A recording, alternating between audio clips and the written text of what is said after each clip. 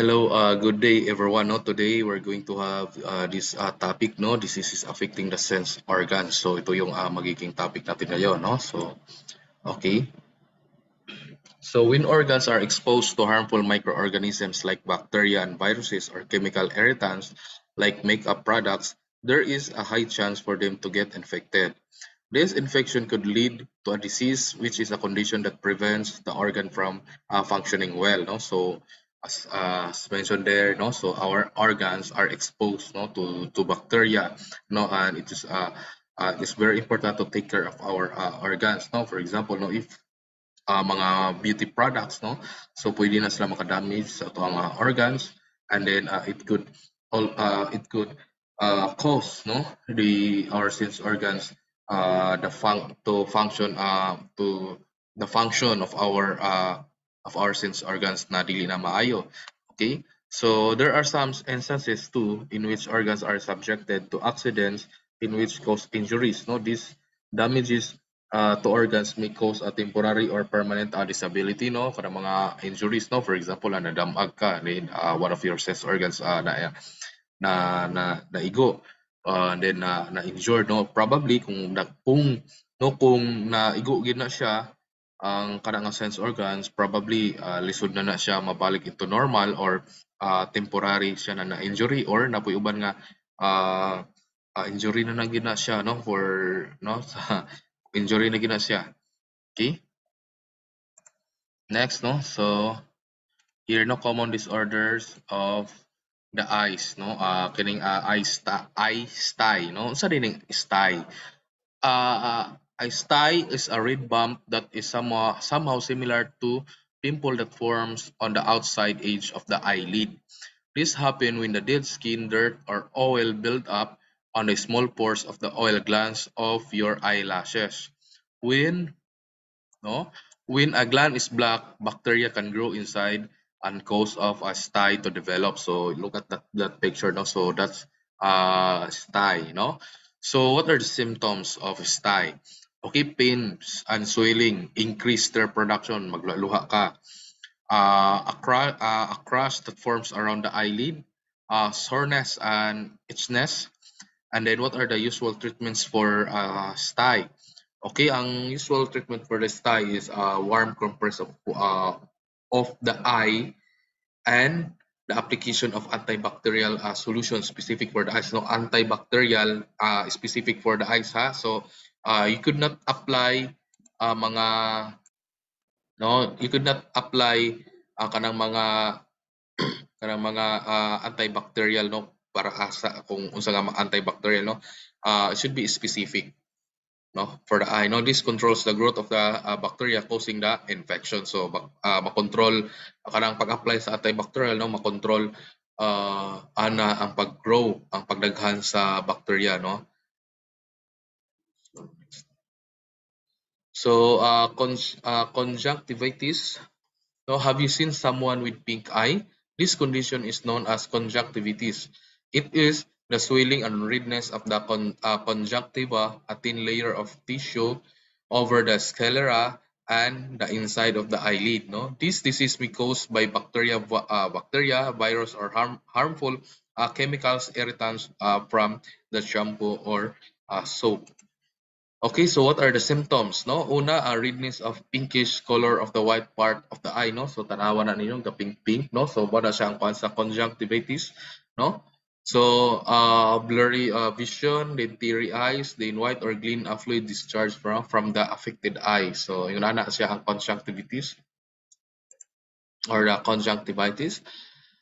Okay, so to treat conjunctivitis, visit a doctor to determine first its cause. So muag to kag doktor, no, magkuan ka, no, pag mata nimo, uy Lord, no, sorry. Uy, nagpula-pula man imong mata or nagpink-pink, no, so you visit a doctor. Okay, kung say cause ato. If the pink eye is caused by bacteria, put antibiotics, no, medicine that fight bacteria. So makapalit ka na sa mga sa mga sa mga butika or sa mga pharmacy. Okay, antibiotics, no, be specific lang po, no, kung asa imong gamiton ana. Okay, so i-drop na siya dito sa infected nga katong eye, no.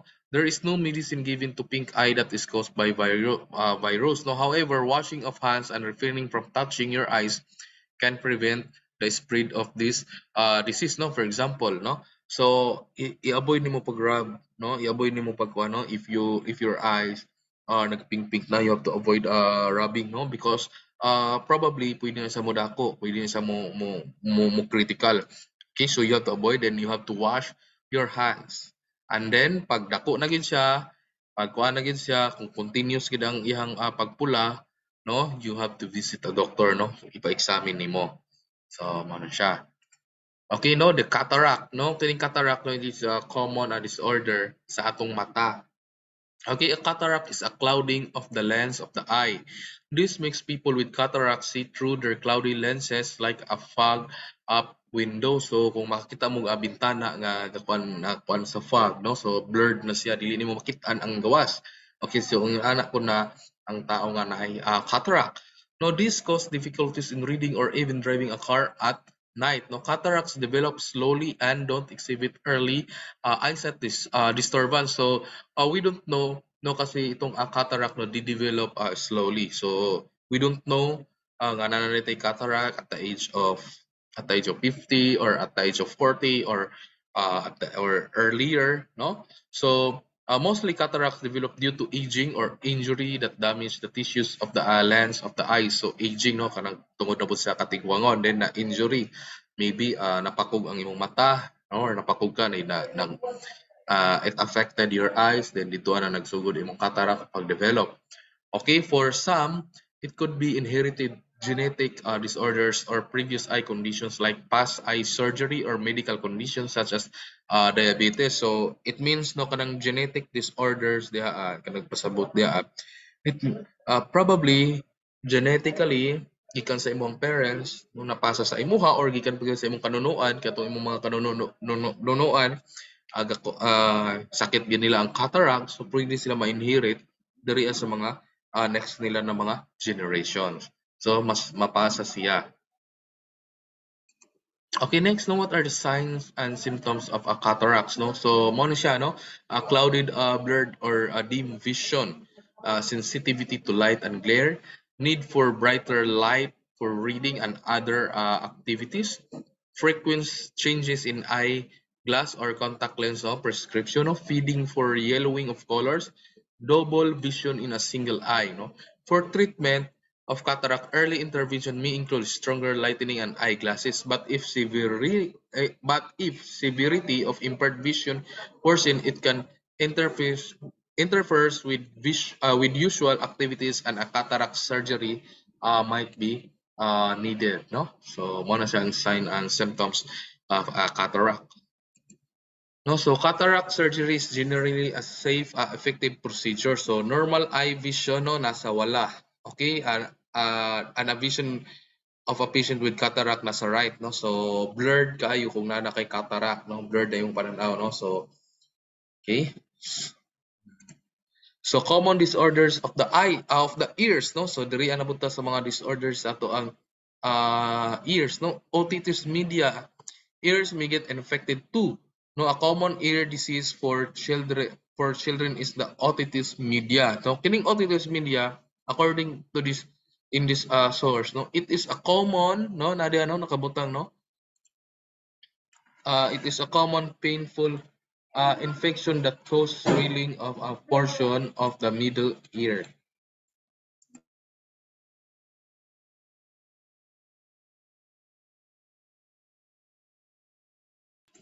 Okay, so no, a painful infection that causes a swelling of a portion of the middle ear, no?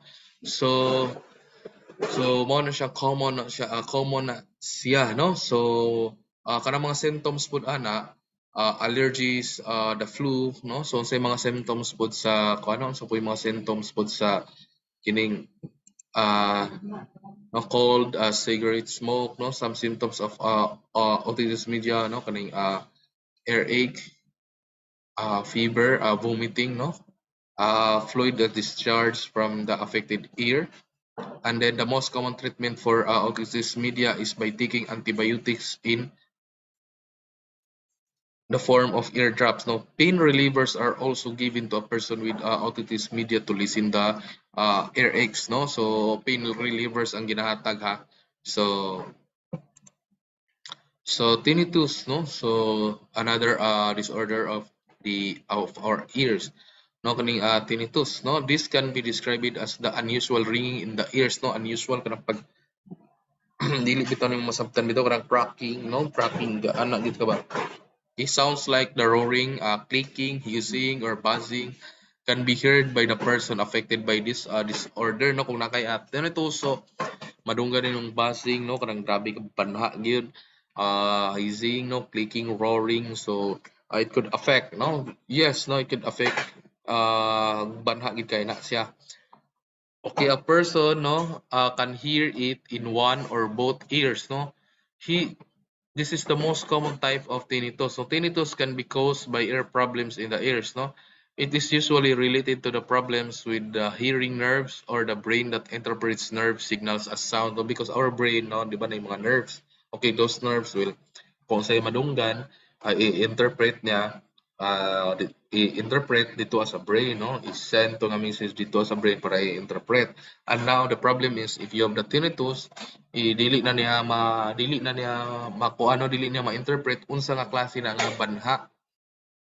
Okay, tinnitus symptoms include these types of phantom noises in your ears, no, ringing, ano, buzzing, roaring, clicking, hissing, no. Have you experienced, no, parang tinnitus, no? Some precautionary measures that can be done to help prevent tinnitus are as follows: to use hearing protection whenever exposed to loud noise that can damage the nerves in the ears, lowering volume of electronic devices. Long-term exposure to amplified music can damage the middle ears. No, kining usahay kining ato ang mag-headset ta. Then sige te.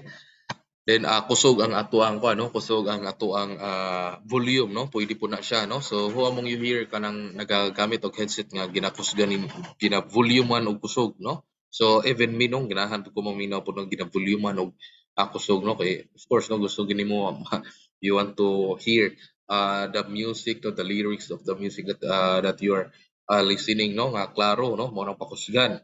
Okay, but we have to avoid that one, no? Avoid na to nga kanang erase na to ang volume ginuto the max. Next, the common disorders of the nose and tongue. Okay, so unsa ba yung mga common disorders sa ato ang ilong o sa ato ang sa atong tongue. Okay? So common disorders of the nose and tongue, no, una cold. No, cold is an infection caused by a virus which affects the nose and throat. No, common symptoms of a cold include no stuffy or runny nose, sneezing, fever, cough, sore throat. No, kanang usual na to na nagakuha, no, kanang maga fever ta, maga ubo ta, ang ato ang stuffy or runny nose, no. So since cold is caused by a virus, there is no medication to cure this sickness. So walay medication, no? The best thing, that a person with cold to do is to rest, pahuway, no? Drink plenty of fluids and eat healthy food. If cold comes with fever, a paracetamol may be taken in to reduce any discomfort brought by a fever, no. So kining colds, no, we experience, no, tanan-tanan ka-experience ani, no. But ang atong usual lang ginahinuman paracetamol or biogesic, no, para daw para ma-relax ang lawas, para pud nga una mong ginawa ang ginaingon diri cold, no, pag nakay cold, no, i-relax nimo imong body, din inom kag paracetamol, no, para ma-reduce tong discomfort, no, kay lahi even me, no, I experienced kini siya matong last Monday man siguro, last Sunday. Dili ko katulog, no, dili ko katulog, maglisod ko og ginhawa, and then because of the kaning runny nose pod, no, then kon punog siya una kong kuan, no. So what I did, no, nag-inom og paracetamol, so nakuhaan siya gamay, no, na less gamay itong cold na ako ang na-experience. Next is a nosebleed, no. So have you experienced this one, nosebleed? So So nosebleeds are common among children and young adults. No, the nose contains many blood vessels near the surface of the skin. No, these are very sensitive and fragile that once broken may cause a release of blood that leads to nosebleed. No, causes of nosebleeds include the following. No, a foreign object is struck in the nose. So naigo ka sa mga foreign objects siguro naigo ang imong ilong. No, then imong nose. No, so chemical irritants. So we should wear a face mask no pagtan-aw nato if mosulod ta diha nga uy kuan man na diha nanay mga chemical nga mga gamit diha. So you have to wear a face mask or anything or cover nimo imong imong nose no, then allergic reaction, then injury of the nose, then repeated sneezing, picking the nose, cold air, then upper respiratory infection. Okay, so what are the common treatments on how to address nosebleeds? Includes cold compress over the bridge of the nose, no? Kining kuan. Use a nasal spray decongestant and proper rest to allow the broken vessel to clot and stop the bleeding, no? Pag-bleed, no? So I have not yet experienced nosebleed, no. I have seen no nagka-nosebleed siya because nagbangga to nga mga bata, so nagbangga ang isa nabanggaan diri no, nabangga ang iyang nose no, nabangga diri sa iyang kabanggaan no, so motong ning dugo siya. So what we did no, so gitrapuhan namo to kuan, then gidala sa nurse no para school nurse no para to treat no katong nose iyang ang katong pagka-nosebleed niya. Next, no, sore and tongue blisters. No, tongue is the strongest muscle in the body. Oh, so now we know no that a tongue is the strongest muscle in the body. However, if not taken care properly, it may be infected and acquire some diseases. No, the most common disease for tongue is sores or tongue blisters. So, mo na siya pinaka-common disease no sa ato ang tongue no kanang tongue blisters no. So unsa din siya no, this is often caused by fungal infection and infection caused by fungi no. A sore tongue is usually inflamed and has red patches no. A person with sore tongue experiences bad or reduced a sense of taste or no dili na makalasa or dili kayo makalasa sa pagkaon no, so mo na siyang tongue blisters no in children no. So I think I have experienced that one katong elementary ko no. Antifungal medication no, medicines that fight fungi is given to the person with sore tongue. No, mouthwash can also help lessen the growth of fungi on tongue. No? So pwede po mo gamit og mouthwash no para ma-lessen na siya no. So isa siguro sa makatabang ana kanang tongue blisters. No, to avoid tongue blisters to no pag kanang before ta matulog bitaw before we go to sleep. So much better no nga atong i-brush no, mag-toothbrush ta then or gamit og kining um, mouthwash no, so to avoid no da kanang to avoid tongue blister. Next no, we have a common skin injuries no sa atong mga panit no. So kini ang pinaka-common sa ato no, kini nga ato ang skin no mo siya naka-expose man gid siya no kay because our skin is the largest external organ in the body no, it is the most exposed part too no. So some skin diseases are caused by exposure to harmful microorganisms, chemicals and even too much radiation from the sun no. So ang atong skin no or ang atong skin no exposed gid siya no, so siyang cover sa ato so siya gid tong bunog no, siya tong ma-expose sa init then sa mga uban pa na mga sa uban pa no.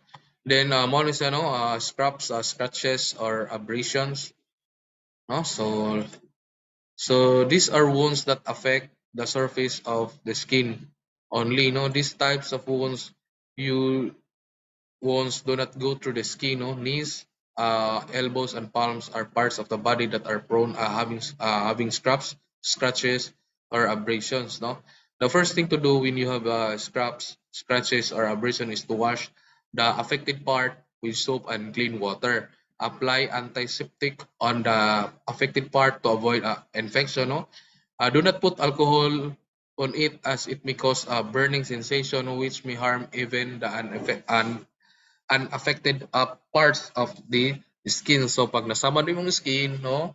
So una nimong buhaton, no, pag nasamad siya, you have to you have to wash it, no? With water, wash with water and then a clean soap, no? So imo siyang kuan para siya, or pwede mo na running water para siya malimpyo, and then use a soap. So sabunan. Then cuts or lacerations, no, these are ones that go through the skin, no. This is often caused by sharp objects, so kini cuts, no, kani mga samad na mga, for example, you're cutting a paper and you're using a scissors, then accidentally imuhang nakat ang imuhang diri ano nasamad, or sana for example kutsilyo nasamad, or blade, no, or nagtalis ka og kuan, nagtalis kag imong pencil using blade, and then accidentally imuhang nakat ang nasamaran nimo imuhang finger, no. So that's those are examples of cuts or kini siya, no. When the cut on the skin is shallow, wash it with soap and clean water. So gamit kag same pa rin, no. Water, clean water and soap, no. Then apply antiseptic to it, no. Cover it with gauze or adhesive bandage, no. Pwede pud ka mo gamit og bandage ana. Then, but when the cut is too deep and there is much bleeding, go to the doctor and have it checked. No, it might be needed to undergo suture stitches to connect the slash part of the skin. No, so tahion. No, kung grabe ka lalong gid kayo, na grabe ka dako, so you go to a doctor. Then, basi kinahanglan na siya o kanang tahion. No, so mana siya, no, pwede mo gamit og adhesive bandage. No, so then the bruises, no, kining bruises na to, or bruises, no, whenever you hit a blunt object, no, you will notice after some time that the skin affected becomes bluish black. This is because of the bleeding of the damaged blood vessels underneath the skin, no. This can swell and be really painful, no, especially if it hits the object hard. No, to lessen the pain, apply cold compress or ice pack to the affected area, no. Kini magkakuan kaning bruises, manglagom ba na, for example, napatog ka or naigo imong lawas, or naigo nimong kamot sa kuano kusog, no, naigo nimong kamot sa an object, no, to an object, then lagom, so you have to put pwede mo na siya mag cold compress ka, no. So kuano no katong ice, no, so cold na ano. Next, no, common skin disorders. Now we have the acne. So very common acne, no. So the skin has oil glands that release oil to keep the skin soft and make it waterproof. But sometimes the oil clogs the skin pores, which can cause inflammation, no, underneath the skin, no. This results to acne formation. No, acne can also be caused by a bacterial infection. No, acne is the most common skin disease. If left untreated, it may result to scars. To keep the skin free from scars, do not scratch or prick the acne. No, acne can be treated by regular washing of face with mild soap to keep it clean. No? So, una, pag na-acne diha, you have to wash, no? Wash niyo daily, and then use a soap, no? Mawala na siya. Then dermatitis. No, kaning dermatitis, this skin disease is commonly known as rashes. No, a dermatitis usually results to a red itchy skin due to inflammation. No, This is often caused by allergic reaction to some irritants. No, too much dry skin may also cause dermatitis. No, to treat this, no, anti-itchiness medicines in the form of lotion is applied to the affected area. Keeping the area clean and dry will also prevent further infection. So, kinahanglan dry, no? So, mas maayo ma-dry siya, kining magkakontag dermatitis or dermatitis. Kinahanglan ang atong buhaton una, kung maglikay ta sa mga pagkaon nga allergy ta, no? So because probably kana siyang magka-cause, no, nga magkakuantag skin rashes. Probably, no? So pwede na siya kana siyang mahimong kinungdan, no? Then next, no, pag nanang gani na siya, you have to kinahanglan panigamutan nimo nga kuan siya kanang maugla bitaw. Okay, so ang ginagamit sa uban, ang ginampo sa uban, mag-consult sa doktor. Next, no, skin cancer. So this kind of disease is a result of abnormal growth of cells on the skin's epidermis. This is often caused by too much exposure to radiation coming from the sun or other strong light sources. Now, most of the time, skin cancer begins with a dark patch on the skin which is hard and scaly. When these spots do not disappear and continues to grow, it is advisable to see a doctor for further examination. So, pag nakita ganin mong scratch ganyan na sa atong skin cancer, you have much better to consult to a doctor kay basin og skin cancer nang siya. Skin cancer can may be treated through surgery and chemotherapy. To avoid having skin cancer, regular use of sunblock that has the capability to reflect UV rays from the sun is always recommended, or the ultraviolet. No? Okay, so these are the key points. Okay, now let's have a quiz. Okay, so okay, a clouding of the lens of the eye. No, this makes people with cataracts see through their cloudy lenses like a fog a fog up window. So klaro ng answer, no? Cataract. So na diha gihatag og hint. Okay, if you have conjunctivitis, what is the best thing to do? So unsa may buhaton nimo? So unsa may pinaka the best thing to do? Okay, so of course, no, you have to visit a doctor, no, to determine first its cause, no. Alangan magmoadto kag sa veterinary or sa which doctor, no. Alangan mang sa police, no. No, it is the swelling and redness of the conjunctiva, a thin layer of tissue over the sclera and the inside of the eyelid, no. So the answer is letter D. Okay. Next, no, an infection caused by virus which affects the nose and throat. So unsa man? Cold, no. So affected na siya sa ang maka-infect ana ang cause anang cold, no, ang virus. Okay? So mo na siyang magka-contact sa atong nose, no, natay sore throat, unsa pa ba? Lisod og ginhawa, no? So it is a painful infection that causes a swelling of a portion of the middle ear. So the otitis media. Okay, these are also given to a person with otitis media to lessen the earaches. Okay, so ang ginahatag is the pain relievers. Okay, pain relievers to para ma-reduce to siya atong kasakit. Okay.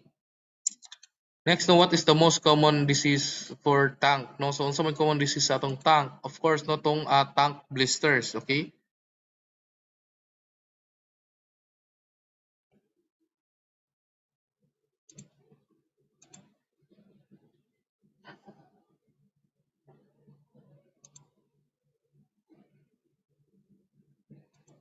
Okay.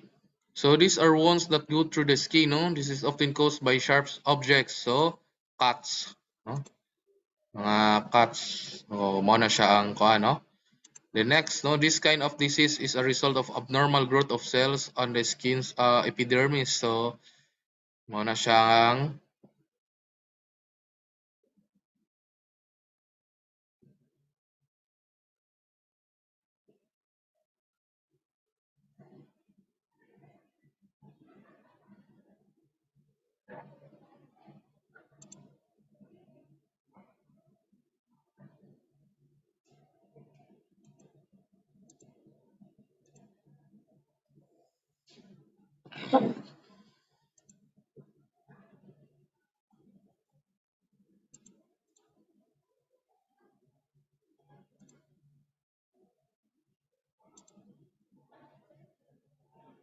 Okay, so nag-lag.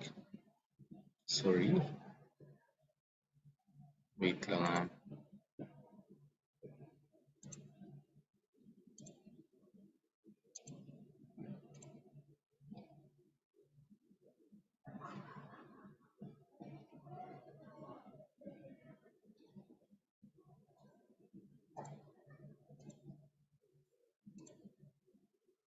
So, skin cancer. Next is this can be described as the unusual ringing in the ears. So, muna siyang tinnitus. Okay, so thanks for listening and thanks for watching this video. So, goodbye and God bless.